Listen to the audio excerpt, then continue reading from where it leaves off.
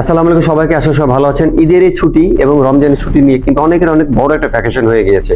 তো এই long vacation বা লং লে অফের পরে আপনি কিভাবে জিমে কামব্যাক করবেন, কিভাবে আপনি এক্সারসাইজ করবেন, এটা নিয়ে কিন্তু আমি আজকে ভিডিওটা বানাচ্ছি। তো আসলে আমরা যখন জিমে এক্সারসাইজ করি তখন আমাদের শরীরে কিন্তু একটা অবস্থা থাকে, তখন আমাদের স্টেমিনা, আমাদের কোঅর্ডিনেশন, আমাদের মোবিলিটি কিন্তু অনেক পিক থাকে, ভালো থাকে।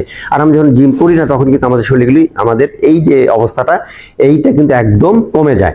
তো এখান থেকে যখন আপনি লং ভ্যাকেশন থেকে এসে যখন আপনি এক্সারসাইজটা করবেন তখন কিন্তু আপনাকে খুব সাবধানে এবং আপনাকে খুব সায়েন্টিফিকলি আপনাকে কিন্তু ওয়ার্কআউটগুলি করতে হবে। তো আপনি আসলে কি ধরনের ওয়ার্কআউটগুলি করবেন, যে ওয়ার্কআউট করলে আপনার এই দেখবেন আপনি জিমে যখন ওয়ার্কআউট করবেন তখন দেখবেন আপনি স্ট্রেংথ পাচ্ছেন, স্টেমিনা পাচ্ছেন, আপনার ভালো লাগছে না, আপনার ফ্যাটিক লাগছে, খুব টায়ার্ড ফিল করছেন। তো এগুলি থেকে পরিত্রাণ পাওয়ার জন্য আমি বলবো সব থেকে বেস্ট ওয়ার্কআউট হবে ফুল বডি ওয়েট ট্রেনিং হবে, নট স্প্লিটটা আপনি এক সপ্তাহ 2 সপ্তাহ পরে আপনি স্প্লিট শুরু করেন, বাট ফার্স্ট হচ্ছে আপনাকে ফুল বডি ওয়েট ট্রেনিং দিয়ে শুরু করতে হবে। খুব মডারেট, খুব স্লো পেসে আপনি ওয়ার্কআউটগুলি করতে হবে।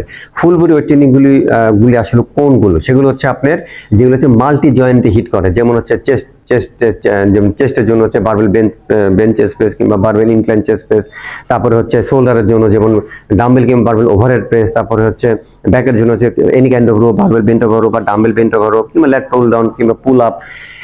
লেগসের জন্য যেমন স্কোয়াট, তারপরে হচ্ছে লাঞ্জেসও করতে পারেন এবং ডেডলিফটও করতে পারেন।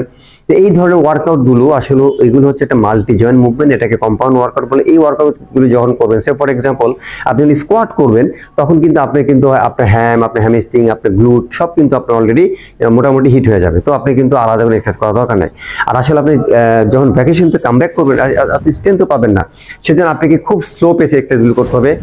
যদি সম্ভব হয় প্রত্যেকটা আইটেমস 1 সেট করে বা 2 সেট করে করবেন, 8 থেকে 10টা বা 15টা রেপিটেশন দিবেন। খুব অল্প ওয়েট নিয়ে ব্যায়ামগুলি করতে হবে। এখানে আসলে একটা রিসার্চ করা হয়েছে, যে ন্যাশনাল স্পোর্টস মেডিসিন একটা রিসার্চ করেছিল 2019 সালে।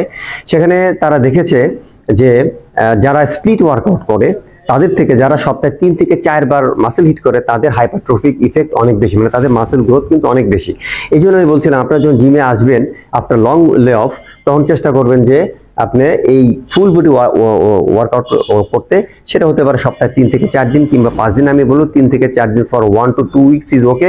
দেন 1 থেকে 2 সপ্তাহ পরে আপনি আপনার যে রুটিন ছিল রুটিনে আপনি কামব্যাক করবেন, সেটা স্প্লিট হতে পারে বা আপার বডি লোয়ার বডি, যেটা আপনি করেন না কেন। তো এই হচ্ছে আপনি মোটামুটি একটা আইডিয়া, যে আপনি চেষ্টা করবেন যে ওয়ার্কআউটটা খুবই স্লো পেসে ওয়ার্কআউট হবে, 30 to 45 মিনিটের ওয়ার্কআউট হবে। মানে এই ওয়ার্কআউটের মেন উদ্দেশ্যটা কি, আসলে ফুল বডি ওয়েট ট্রেনিং করলে কি হয়, ফুল বডি ওয়েট ট্রেনিং করলে কি হয়, শরীরের কোঅর্ডিনেশনটা ভালো হয়। তারপরে যে আমাদের নিউরোমাসকুলার যে কোঅর্ডিনেশন বা যে যোগাযোগটা, এটা কিন্তু অনেকটা ভালো হয়। তো আপনার এই যে ফুল বডি ওয়েট ট্রেনিং এর আমি সুবিধাগুলো বলছি। ফুল বডি ওয়েট ট্রেনিং করলে কি হয়, মাসেল প্রোটিন সিনথেসিসটা অনেক ভালো হয়। এটা অনেক গবেষণা দেখা গিয়েছে যে ফুল বডি ওয়েট ট্রেনিং করলে কি হয়, যে আফটার ওয়েট ট্রেনিং এটা আমাদের শরীরে মেটাবলিজম রেট অনেক এনহ্যান্স হয়। আসলে এখান থেকে অনেক বেনিফিট আছে। এবং ফুল বডি ওয়েট ট্রেনিং করলে কি হয়, আপনার মানে ইনজুরি প্রিভেনশন হয়। কারণ হচ্ছে আপনি যখন মানে লং ভ্যাকেশন পরে যখন জিমে আসবেন তখন কিন্তু ইনজুরি হওয়ার সম্ভাবনা কিন্তু অনেক থাকবে, বেশ যদি আপনি আইসোলেশন ওয়ার্কআউটগুলি করেন।